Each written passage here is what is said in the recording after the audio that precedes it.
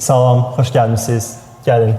Bura mənim həm ofisimdir, həm studiyamdır, həm də mən burada yaşayıram. Bir neçə il bundan əvvəl mən Azərbaycanda marketoloq olaraq işləyəndə bir çox şirkətlər məndən xahiş edirdilər ki, influencerlər tapım onlar üçün və xüsusilə də video kontent Azərbaycana yeni gələndə çətinlik çəkirdilər ki, bu sahədə məşğul olan insanları tapmağa və mənim marketoloq dostlarım və müxtəlif şirkətlər onlar üçün mən şəxslər tapmalı idim reklam işləri ilə məşğul olmağa və birdən-birə fikirləşdim ki, niyə mən özüm də bu işlə məşğul olmuyum? Çünki mənim üçün bu çox təbii gəlirdi. Mən məhsullarla maraqlanırdım, alış-verişlə maraqlanırdım, xaricdən nəyisə almaqla maraqlanırdım və beləliklə özüm də başladım. Harada yemək, harada var, harada ucuz və digər harada proyektləri belə başladı.